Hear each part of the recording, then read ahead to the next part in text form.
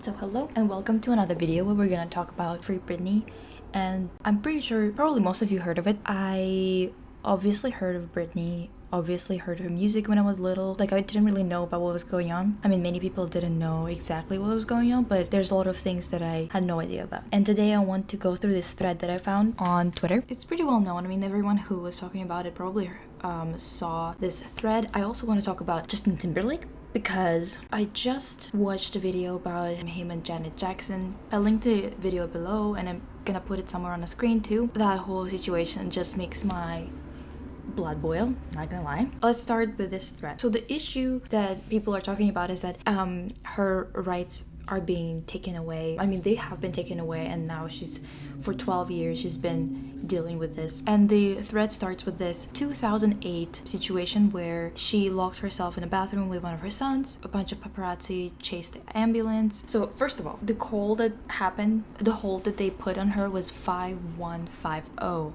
At least that's what people were saying. But that hold usually requires a person to stay in the hospital for 72 hours, which Britney didn't do because she didn't have to. So it suggests that she didn't suffer from something that was so serious that she would have to be on hold for 3 days. So then she's put into the hospital, and the same day her father had paperwork ready to ask the court to put her under what is called a conservatorship.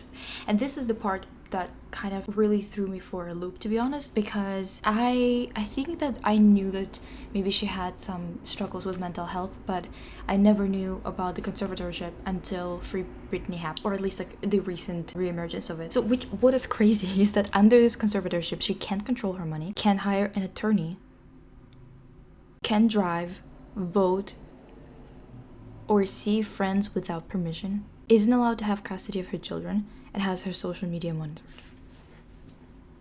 That's an insane amount of supervision. When I first heard of it, I was kind of confused because from an outsider's perspective who didn't know about all of these details and stuff like that, it did seem really strange that she was, she had that Vegas residency. So how is she able to do all of that on stage, which is like, what is it, a 2-hour show with all those stunts and everything? How would she be able to do that if she's not able to make her own decisions about her finances, even basic finances? It seems she was supposed to be given 5 days of notice. She didn't get that because her dad petitioned that she wouldn't get any notice or anything, which is again just insanity how this just happened. They just took all of her liberties without any, like, it doesn't seem like there was a lot of pushback. It doesn't seem like it was a difficult thing to do. I feel like this process should be more difficult than this. So Britney hired a high-profile lawyer who went to court and said that she doesn't want her father being in control of her finances, and they just didn't let the attorney represent her because she's not allowed to choose representation. She attempted to hire another attorney. He spoke to her on the phone but claimed someone wrestled the phone from her. It's just, all of this sounds like a goddamn horror movie, to be honest, like genuinely. So the same lawyer that she talked to on the phone and couldn't finish a conversation with, he tried to take the case from state court to federal court and was denied again because of the same goddamn reason, that she can't choose her own attorney. And it seems like such a strange system where there is no way for her to have any control of her life, or even a way to check if she's being abused or not and stuff like that. It's just like, it's so strange to me that this is a thing that exists. Conservatorship in general is just, it should be a more difficult process to just gain access to every decision in someone's life and have authority over everything. I remember she wasn't on How I Met Your Mother. I did not know that this was happening or anything like that because, to be honest, I didn't know a lot of things from the tabloids. But just months after the court deemed Britney incapable of making decisions about her daily life and finances, she would guest star on How I Met Your Mother. I'm sorry, she can play a role on a TV show, completely participate in the workforce, but she can't decide basic things about her life. It's just so ridiculous that this didn't contribute in any shape or form to the court helping her in any way. And I understand that, like, there's probably a lot of legal details that I don't understand, but even if there are legal details that go against her case, those laws and regulations should be looked over again, should be changed then, because this just seems so unreasonable to the point where it's just ridiculous. She released, that's the thing, that's what just enraged me so much about this. It's the fact that she was releasing Womanizer, and she started the circus era, which I remember that like I was listening to those songs and everything, and who would have ever thought that this woman doesn't have control over her own life, because she is doing so much, professionally speaking, that it's impossible for her to be that incapable of taking care of her life. And the thing is, if she's so incapable of controlling her own life, and if she needs somebody to take care of every move in her life, why is she working? Why is she not just doing any type of work, but the type of work that's so demanding, like being a world superstar? I really want to know what the hell that's about, you know? So this is the clip that was also posted on Twitter. The way I feel, it's like they hear me, but they really not listening. If I wasn't under the restraints that I'm under right now, I'd feel so liberated and feel like myself. That's just genuinely disturbing. You can tell that it's unreasonable. You can tell that it's ridiculous just from an outsider's point of view, even if she would have been completely incapable of making decisions. Even so, it would be crazy that she's not allowed to choose representation or even have any influence on who is going to be leading or in charge of her conservatorship. That's the part that just goes over the line entirely. She can drive her car. She can pay for all of those cars. She can purchase things for her mother, her sister, her father. She can pay for everybody. She can make a crazy amount of money. She can go do press tours, have all of that pressure of being on television in front of audiences, put on a live show that requires a bunch of stunts and stuff like that, but she can't drive a car. Like, it's just, it's so clearly just complete bullshit that I don't understand how this hasn't been investigated by somebody. Do we not have a system in place that investigates those things? Because if we don't, there's just so much, legally speaking, that needs to be fixed. I mean, there's a lot in general, but I just mean like in this specific regard, like regarding conservatorships. There's also a letter that she gave to this guy who was on the dance crew with her, and that letter was written by somebody about her and about the fact that she's been lied to and she's been set up. She wasn't listening to her manager. He lost control, so he wanted to scare her. Now, this year, Britney has been silenced to speak about anything that's really going on. The people controlling her life have made $3 million this year. If she speaks up, she is threatened. She would love for new eyes to see her situation, but if she brings it up, she's constantly threatened that the conservators will take her kids away. Of course, like, it makes a lot of sense that a lot of sense in terms of just like if they are bad people, which it seems like they are. Everyone around her seems to be very greedy and just ridiculous. If you're surrounded by people like that, of course they're going to be putting you in situations that are not good for you, or literally destroying your life for the sake of having access to money. And of course her father or other people who are in charge of this, they are getting paid a ridiculous amount of money. They get control over the rest of the money, so basically they just have all of it. Like, it just seems like conservatorship in general is a system that's created for abusers to have entire control over the person that they chose to abuse. That's what's so insane, is that this system exists in general because it's so invasive. Especially, like, I understand that it's like there's probably some nuances that I don't understand, that there's probably situations where it benefits the person to have somebody take care of them and whatever, but a lot of people are really shitty in the world, like really bad. And it seems like she's surrounded by a lot of people like that. And I think that what drives them the most is greed. And it's one of those things where she is such a clear example of the fact that this system should be re-examined, because she shows that if the person who's under conservatorship has a lot of financial power or has a lot of capital, potential capital, or capital that they already own, they're going to get abused. There's always going to be someone who's going to try and benefit off of that system. And if that system it just goes unchecked, which it clearly is going unchecked, because she can't even get a goddamn attorney to look at her situation. If it's unchecked, it's just craziness and blatant abuse. And you can tell that it's blatant abuse.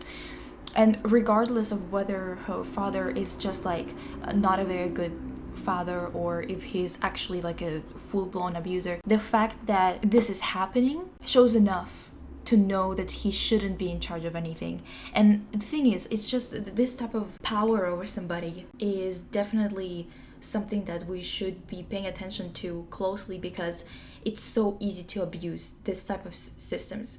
And I think that especially with people, it doesn't even matter, even if she wouldn't have that much money, as a person who, for example, she is a beautiful woman, even if you have nothing, as a woman you have always something that someone's gonna want to take from you. And that's the thing with all of these situations, is that it's clear that she doesn't have a way of communicating with somebody else. She wants, as in that letter it's been stated, that she wants a new set of eyes to look at her situation, because she's hoping that there's going to be somebody else who's going to see the morally corrupt situation that's going on. And of course, the thing is, I'm not entirely sure what her mental issue is, but regardless of what it is, as a person, if you have mental health issues, you're always afraid of this abstract concept of insanity. You're afraid of not being in control, you're afraid of being vulnerable, because mental health struggles can put you in a position where you're vulnerable or not fully in control of what's going on around you and stuff like that. But the truth is, we're all human, and at some point things like that happen because it's either our physical health is failing us or our mental health is failing us. It doesn't mean that we should be stripped entirely of our agency. It's insane to me. It gives me the heebie-jeebies just thinking about the fact that she's put into this position and nothing is getting done, and of course nothing is getting done because not only is she being abused, but she's being abused by the closest people in her life. So there was also this voicemail that leaked in which she told attorney Eardley that during the process of eliminating the conservatorship, her father threatened to take her kids away, which again, it's just so clear that this is messed up, that I don't understand how there's so much trouble surrounding eliminating this conservatorship. Why is it so difficult, right? It seems like it shouldn't be, but it is. A couple of months after that call, she goes on multi-million-dollar circus tour, which begins the question how someone so unfit to make their own decisions can do dangerous stunts like this without harness. Okay, see, that's what I was thinking, because again, not knowing everything that was happening, I just assumed that everything was okay, because even if she was having some kind of a public breakdown or whatever, she's having a comeback, she's having a whole new era, she's going on a multi-million-dollar circus tour, and this literally, her performance right now that you see on screen, that's a very it's not something you just do willy-nilly. A person who's unfit to take care of themselves in just everyday regular life, they can't be doing all this and remember all of those things and know all the cues and how long that show was, I don't know, 2 hours or something like that. She can perform for 2 hours, have everything memorized, dance, sing, ascend, and do all of this stunts. This is, come on, this is, oh wow, okay, come on, no, this is the thing, that they can't be serious. They can't be just bringing this up in court that she's unfit to do things, but then they are literally using her for money to make more money, like a fucking zoo animal. This is genuinely so uncomfortable to know about. It feels like it's something so illegal going on right in front of our eyes. It's crazy. And then this is the part that kind of gets even more creepy to me, at least. This business manager, Lou Taylor, was the mastermind behind the conservatorship, right? So she was the one who suggested it to her dad or whatever. And I can't believe that this is going on. That Lindsay Lohan's father exposed a similar plot to put his daughter under conservatorship too, specifically mentioning Lou Taylor and Larry Rudolph. And this is where it gets really fucked up. So sorry, it's got cut off a little bit, but Lou has suggested to Dina that they seek conservatorship over Lindsay's estate. Of course, Lindsay doesn't really have any assets to speak of, so it would really be for the sole purpose of controlling her future earnings. Again, they were quite young, so getting on this control, like gaining all of that control would be super beneficial. It's kind of like investing into stocks that you know are gonna go up and that you know you're going to benefit from. It's insanity that this is not eliminated immediately because it's just so obviously corrupt. Lou now realizes choosing Brit's dad as a conservator may not have been the best idea. He got power hungry and decided he didn't need Lou anymore. So this is where we kind of see that her in the previous post we talked about how it was Lou who was the mastermind behind him, behind the whole conservatorship thing. And even though she was the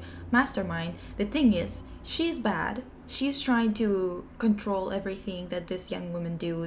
She tries to control their entire existence and their money, while at the same time, like the previous post kind of makes Britney's dad seem like someone who's a little bit better than what we thought in the beginning, because he just got so brainwashed, so brainwashed.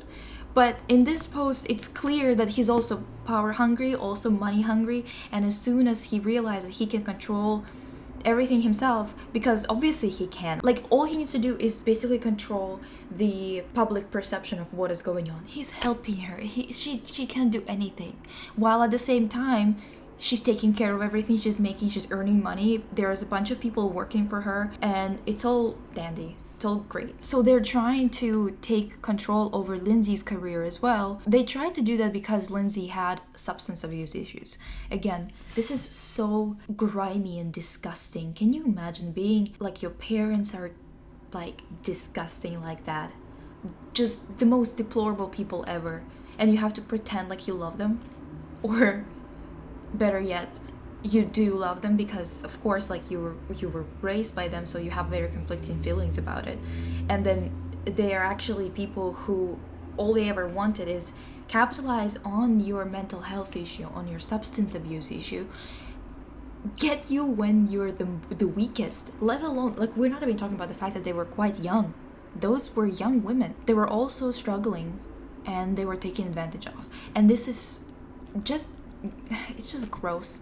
It's sad and gross, honestly. They would control everything Lindsay does, what projects she has coming up, her finances, and the people she sees. Then this beauty mogul, Elizabeth Arden, sued Britney's dad and her estate for breach of contract. The notion that Britney Spears is mentally or emotionally unfit to testify under oath is a sham. Miss Spears currently has the mental, emotional, and physical capacity to endure the strain of a month-long international concert tour, make numerous public appearances, engage in interviews with the media, participate in numerous promotional campaigns for her various business and enterprises, and maintain custody of her children. That's the thing that I don't understand. Again, like we've talked about before about the concert, but it's not just the stunt itself, because you can tell that a lot of the stunt work is done by the partners in the stunts themselves. I think the biggest issue is the fact that tours in general, especially those that are so physically demanding, are extremely difficult on people. And you can tell that it's true by so many artists who talk about it openly and say that it's something that is very draining mentally. It is something that's extremely difficult to do physically. Time zones, you're always on a plane or in a bus or whatever it is. It's a very straining job to do. Then there was a nanny who testified the same year that the pop star was being emotionally manipulated in the conservatorship. Lulu ended up quitting her job because she was so disturbed by what she saw happening to Britney. Then her father asked for additional compensation after she started her Las Vegas residency. What for? If he's such a good father, why is he asking for that much money?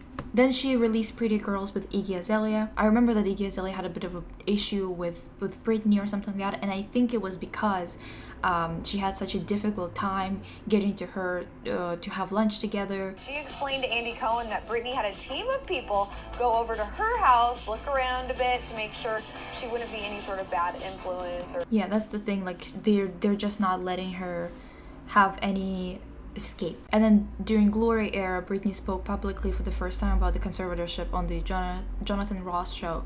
So there's literally like reports from fans who were in the audience that she talked about it, that she said that, oh, like, I'm under this conservatorship and a lot of decisions are being made for me, and all of it was cut out.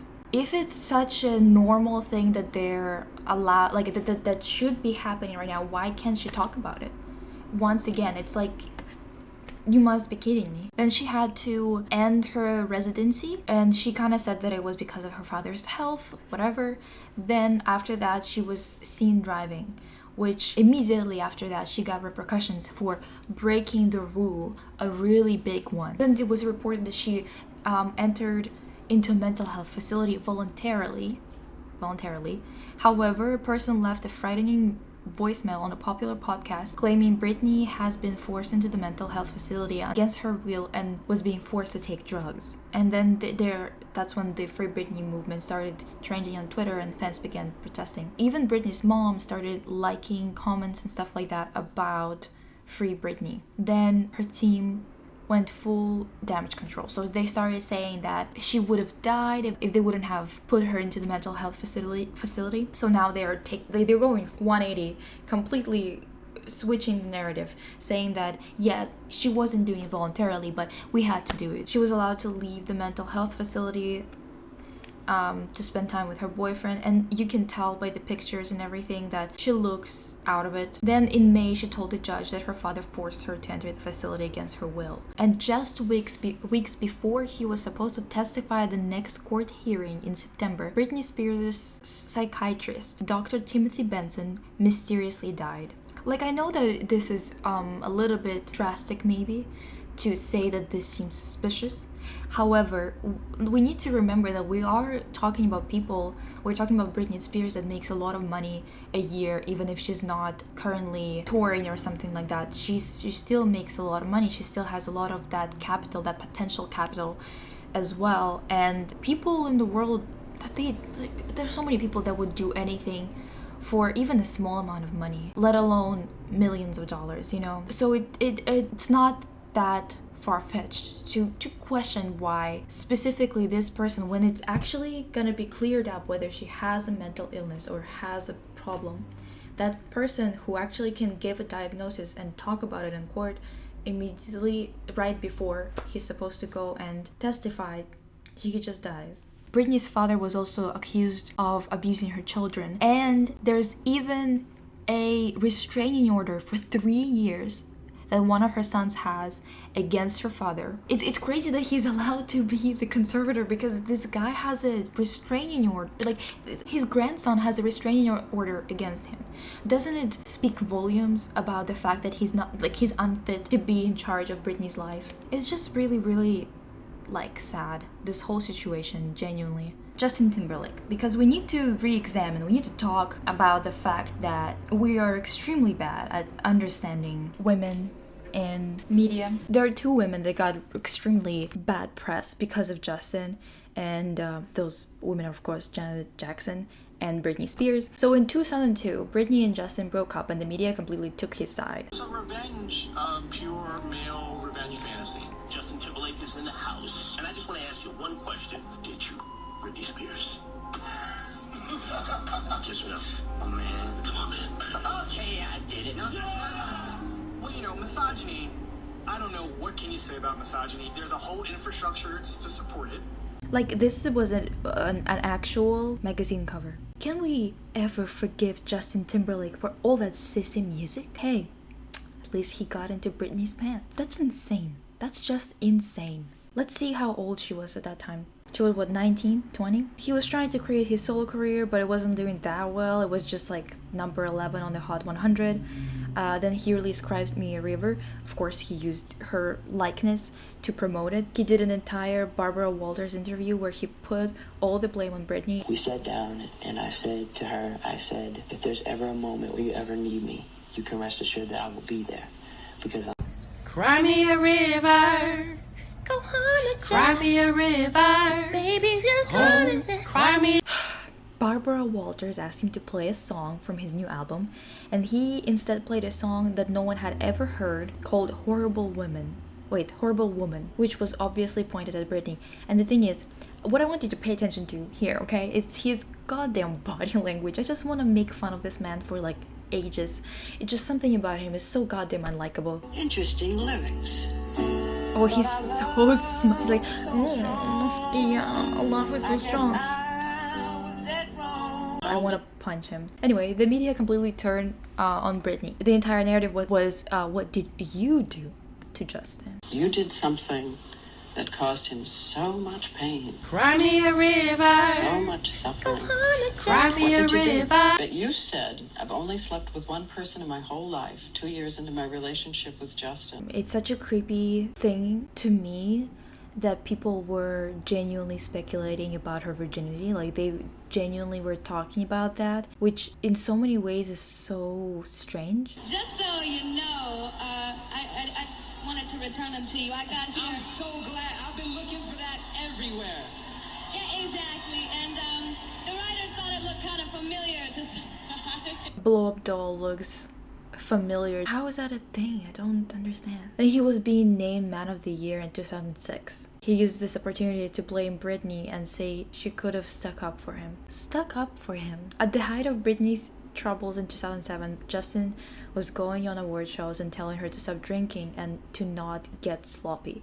This one made me so angry. It's just disgusting. Genuinely. She was having a breakdown because she was being she's surrounded by terrible people, including Justin, by the way. Thank you very much for this. I'm very flattered.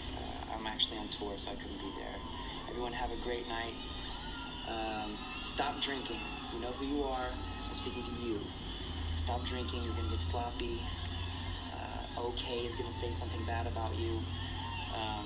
You guys have fun tonight. Thank you very much for this award. He's so happy about saying that too. That's the gross part too. You know, he's acting like he's such a good man. He's so worried about her looking bad in press, when in reality he's just so happy that he gets to say some shitty thing publicly. When she was going through her breakdown, Justin added, "I think she's crazy," to the intro to Cry Me a River, fitting the narrative and public opinion that she couldn't make her own decisions, which he literally just contributed to the fact that she was put under conservatorship that she doesn't need. And this one is just like, it. How is that real? How is that real that we just allowed these things to happen? He continued to brag about taking Britney's virginity. Publicly, thou claim to be virgins, but privately, he hid it. That's such an embarrassing joke for him, to be honest. But then he cheated on his wife multiple times. Nothing, of course, people don't talk about it that much, or if ever, honestly. And then Britney's sister, Jamie Lynn, actually revealed that Justin cheated on Britney first. So that's the thing that people don't talk about, and why I'm so like pissed off at his behavior and whatever, because he knew that the entire time, and he was attacking her publicly while playing this sweet innocent man that cares for her. It's just gross. Ugh. He never stopped with bashing Britney. It feels like you're planning your retirement. Like, they're talking about her Vegas show as like retirement, and once again, he's not entirely in the dark. Compared to like a lot of people in the public, he knew a lot more, and knowing what she has to deal with, even if he didn't know a lot of details, he knew about the conservatorship, and he just doesn't. It's not even her decisions, and he's making fun of the image that is being created for her by people who are her abusers. It's insane. Like, put two and two together, Justin. The thing is, he's just being gross, just being mean, honestly. Oh yeah, that's not to mention how he completely let Janet take the fall when he exposed her on stage at the Super Bowl. Now, I was under the impression that what was going to be revealed in the costume reveal was a red brassiere, a bustier. And this new footage shows Janet and Justin the moment after the incident. Both seem to be confused. Janet even appears to have an anguished expression. She walks off hunched over while covering up. I mean, I was completely shocked and appalled, and all I could say was, appalled? oh my God. You know, immediately, I looked at her. They brought a towel up onto the stage. I immediately covered her up. I mean, I was completely embarrassed. Complaints piled in, and CBS and MTV were slapped with a $550,000 FCC fine. Jackson was barred from appearing at the 2004 Grammy broadcast airing on CBS the week after. He undressed her publicly, literally ripped her clothes off, and people blamed her for it. And he got to go to the Grammys or whatever, but she didn't. It's... How are these things happening? How is this a thing? She said that there are certain things that you don't do to friends. Well, Justin Timberlake recently talked about the incident. Did you know that? I heard. Okay, on MTV, and this is some of what he said. He said, if you consider it 50-50, meaning I think that both of you were up there on the stage doing this, then I probably got 10% of the blame. I think America is harsher on women, he said, and I think America is unfairly harsh on ethnic people. So that's what he said. Wow. Do you think people were too hard on you? So you do feel that he left you hanging?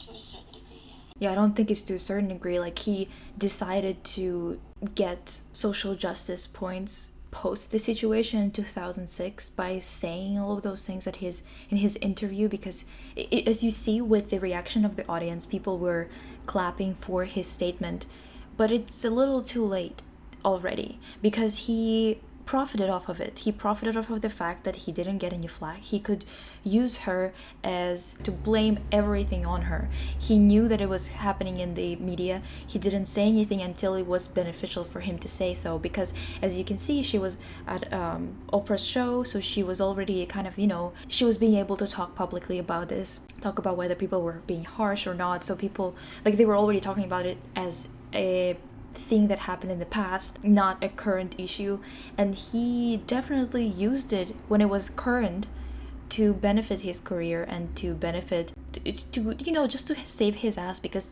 in reality he was the one who was to blame for it. Why the hell did he even try to rip it off?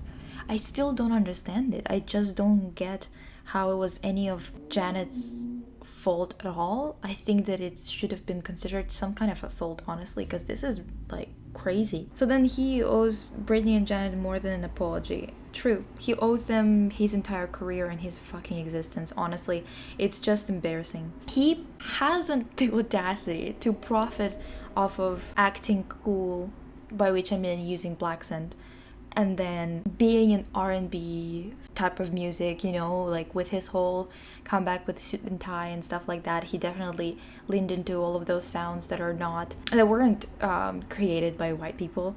So he benefited off of like black American culture, and then he just ruined Janet Jackson's career when it was doing really, really well by having that interview in 2006 when he was talking about how people are harsher on women and harsher on ethnic people. He got props for it, but what is it for if it actually affected specifically Janet Jackson in such a harsh way? It doesn't do anything. It doesn't help anyone. It's just really weird, because it's like you're trying to capitalize on it again. You're trying to, not only is it's not really an apology as much as it's just something that he's just trying to get points. He's just trying to get points to be accepted into the R&B scene, because he knew where he was pulling the inspiration from. People were literally clapping in the audience while Janet Jackson and Oprah Winfrey are talking to each other. They're applauding this man, this white man, who got her banned off of so many shows, the shows that he was allowed to go to. Anyway, this is what I wanted to talk about today, because I wanted to learn more about it. So I was, I knew some of these points because I looked through the thread a little bit, but I tried to leave some of the things out just so I couldn't talk about them right now, more like reacting to it. In any case, it's really sad. Free Britney.